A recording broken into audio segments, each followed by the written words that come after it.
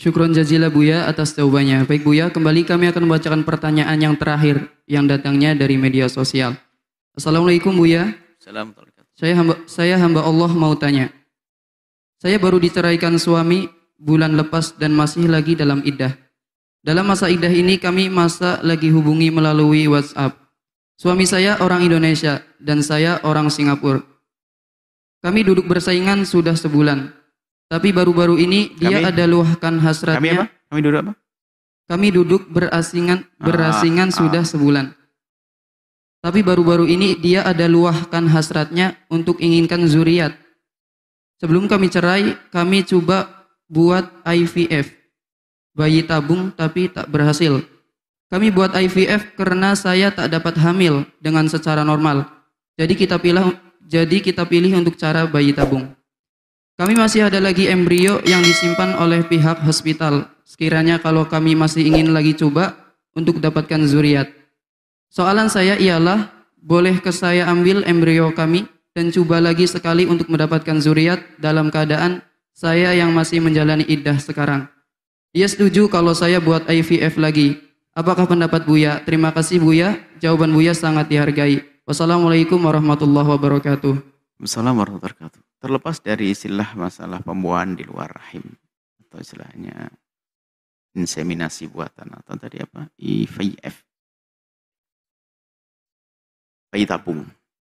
Terlepas dari itu dulu bahwa jika orang sudah bercerai selagi dalam masa iddah,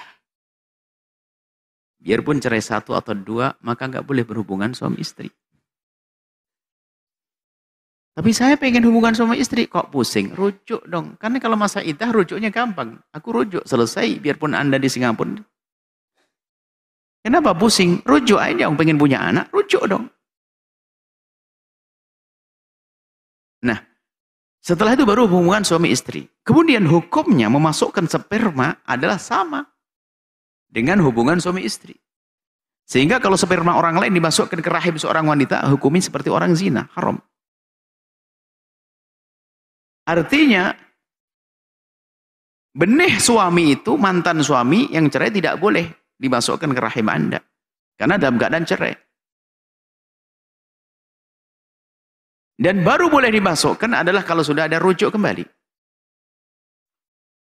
Lah, masalah memasukkan ini babnya beda lagi lah. Sekarang masalah bayi tabung, selesai ini hukumnya. Sekarang masalah bayi tabung, apakah sudah darurat orang harus pakai bayi tabung? Ini. Kita bicara medis, oke, perkembangan medis menghasilkan satu hal yang luar biasa tentang bayi tabung misalnya. Ini terlepas dari itu. Akan tapi kita bicara tentang bayi tabung sendiri. Kami ingatkan kepada siapapun yang tidak punya anak. Banyak orang-orang besar tidak punya anak. Sayyidat Aisyah tidak punya anak. Apakah setelah di saat beliau tidak punya anak lalu tidak bahagia? Atau menjadikan sebab beliau rendah? Imam Nawawi tidak punya anak. Apakah menjadi sebab rendah semuanya? Tidak. Maka kami sampaikan kepada yang tidak diberi oleh Allah putra. Jangan bersedih kehidupan dunia sesaat. Banyak orang punya anak menjadi masuk neraka. Maka siapapun yang tidak diberi oleh Allah anak, maka sesungguhnya dia tidak akan masuk neraka gara-gara anak. Jadi anak itu di samping dia nikmat, tapi juga amanah. Kalau dia tidak benar ngurusinya, neraka. Maka bagi yang tidak punya anak, serahkan kepada Allah. Menghadaplah kepada Allah. Dan jangan berkeluh kesah. Dan yakini bahasanya, Anda sudah yakin bahasanya kehidupan dunia akan berakhir. Bangunlah kehidupan nanti di akhirat lebih sempurna lagi. Seperti yang kita temukan, ada sebagian orang nggak punya anak, lalu ada berkata, saya pengen punya anak, bagaimana? Anak di dunia atau di akhirat? Di dunia kan ya nggak mungkin. Kenapa? Saya sudah umur 50 tahun. Ada perempuan berkata, memang anak di dunia nggak mungkin. Bikin anak akhirat lebih banyak lagi. Bagaimana punya? Ikut jadi anak orang tua asuh, santri-santri nanti. Itu semua akan menjadikan pahala mengalir kepada Anda. Anak akhirat itu puluhan ulama dicetak. Biarpun secara nafsat tidak punya anak di dunia, tapi mereka yang dibiayai akan menjadi sebab kemuliaan mereka. Kemuliaan orang tersebut di akhirat. Bukan saja yang tidak punya anak, yang punya anak pun juga dapat. Bukankah itu jadi amal jariah membesarkan orang menjadi ulama Rasulullah SAW? Terpesona. Ini hendaknya harus kita bidik. Bagi siapa yang tidak punya anak berpikir tentang ini. Jangan sampai jangan sampai di saat tidak punya anak menjadi sebab keluh kesah antara suami istri.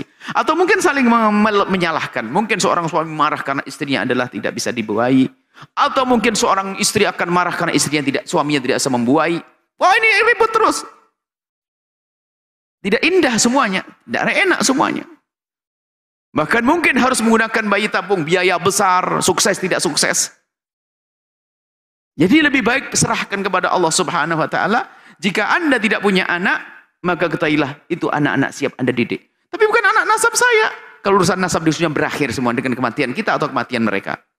Kita akan mati dan selesai. Tapi lihat anak akhirat. Kemudian sedikit masalah bayi tabung. Bagaimana hukum bayi tabung? Biasanya dibahas oleh para ustadz sepintas. Bayi tabung jika memang itu adalah dari sperma seorang suami untuk dibuahi kepada sel telurnya seorang istri, maka itu adalah dibuahi pada seorang istri. Sperma suami, sperma istri dipadukan, dibuahkan. Pembuahannya adalah inseminasinya di luar. Maka ini adalah sah karena suami dan istri. Biasanya hukum disebutkan hanya sepintas begini saja. Pembahasan fikih lebih jauh lagi. Apakah darurat orang harus punya anak? Karena permasalahan nanti di saat harus menempelkan di dinding rahim ini harus pakai upaya melibatkan dokter untuk memasukkan itu semuanya. Dan siapakah bahwa suaminya bisa memasukkannya? Kalau tidak berarti seorang suami akan merelakan istrinya akan dilihat seorang dokter.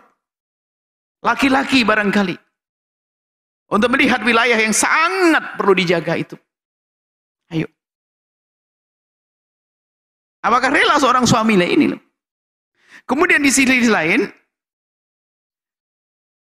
bisakah dijamin kejujuran? Banyak dokter jujur, tapi bisa saja ketemu yang tidak jujur. Kalau jujur, mungkin benar itu sperma suami tersebut. Tapi kalau tidak, seorang dokter hanya menggelar sukses saja, kan sperma suami dibawa ke laboratorium, ternyata apa? Tahu spermanya ini spermanya nggak akan mungkin bisa membuahi, diganti dengan sperma lain keluar jadi anak. Ayo, mungkin atau tidak? Sangat mungkin. Wong kita tidak memantau dari awal sampai akhir. Jadi banyak keraguan-keraguan di sini. Wah, dokternya jujur. Bisa jadi dokter jujur, tapi yang tidak jujur juga ada. Dan itu tidak satu orang, bisa saja bermacam-macam tim. Bukan dokter ngambil sendiri lalu bawa ke sana, bisa saja di balik di rentetan ini ada orang yang tidak. Loh, lalu apakah kita menuduh ke dokter? Oh enggak, ini dari segi kemungkinan untuk itu. Apalagi jadi dibuat di negeri misalnya yang tidak penting kejujuran misalnya, atau tidak percaya kepada Allah Subhanahu wa taala, hanya berpikir tentang prestasi kesuksesan, bahasanya dokter ini telah berhasil dalam bayi tabung begini. Bisa jadi sperma yang sesungguhnya dibuang diganti dengan sperma baru lagi misalnya. Tapi ingat, kita tidak boleh menuduh orang ya. Jadi banyak hal-hal yang mengkhawatirkan dalam hal ini. Maka paling enak kembali kepada yang kami sampaikan pertama. Serahkan kepada Allah, selesai. Sebab setelah itu nanti, setelah terjadi pembuahan itu nanti akan ditempelkan di dinding rahim, itu adalah dengan satu proses yang juga harus buka aurat dan sebagainya. Nah, ini yang harus kita pahami dalam urusan-urusan semacam ini. Kami lebih senang menghibur mereka. Tidak semua orang bisa melakukan bayi tabung ini. Akan tapi kami sampaikan kepada siapapun, jadikan ini anak-anak surga. Masih banyak program. Banyak orang tidak punya anak tapi mereka mulia di hadapan Allah. Mulia di hadapan Allah. Ya, seperti itu. Jadi kepada siapapun yang tidak punya anak, jangan sampai gara-gara tidak punya gelisah, rumah tangga ribut terus, suami menyalahkan istri, istri menyalahkan suami, dan seterusnya. Bahkan di saat ada suami istri tidak punya anak, kami himbau agar tidak usahlah memeriksakan siapa yang mandul dan sebagainya. Kecuali sudah betul-betul siap. Siap untuk apa? Siap untuk menerima kalau seandainya pasangannya ternyata tidak bisa membuahi atau tidak bisa dibuahi. Maka di saat seperti itu, boleh saja, akan tapi harus hati-hati. Jangan sampai gara-gara seperti itu lalu hati berubah. Na'udzubillah, keindahan akan hilang. Indah bisa saja tanpa anak. Dan alangkah banyaknya orang punya anak ribut terus juga ada.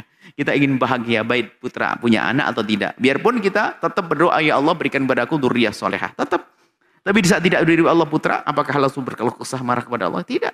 Jadikan mereka ini para santri anak-anaknya, anak-anak di akhiratnya. Ini saja yang bisa kami sampaikan. Ya, tapi ingat waspada, yang kami sampaikan ini adalah dalam rangka hati-hati. Bukan menuduh dokter nggak benar, jangan sampai salah. Oh, tidak. Akan tapi kemungkinan itu harus kita jadikan bahan pertimbangan untuk melangkah mengambil yang itu. Mengambil langkah semacam ini. Seperti itu. Jadi kesimpulannya apa? Kami tidak menganjurkan semacam itu. Kami tidak menganjurkan semacam itu. Biarpun kalau kita lihat dari potongan fatwa biasanya, asalkan maninya suami ini boleh. Tidak sampai di situ, pembahasan masih panjang. Siapa yang masukkannya, prosesnya seperti apa, dan seterusnya. Semoga Allah menjaga kita dari segala yang diharamkan oleh Allah. Dan semoga Allah memberikan kepada kita keturunan yang soleh-solehah. Yang tidak punya anak dan tidak bisa punya anak. Semoga Allah ganti dengan anak-anak akhirat yang menjadi sebab kejayaan kemuliaan mereka di akhirat nanti di surga bersama baginda Nabi wallahu alam bis